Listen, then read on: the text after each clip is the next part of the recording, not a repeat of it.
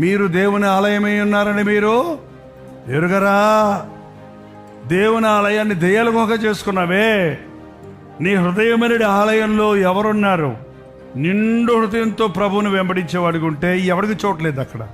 నీకు ప్రభువు కావాలి, అలాగే లోకము కావాలి.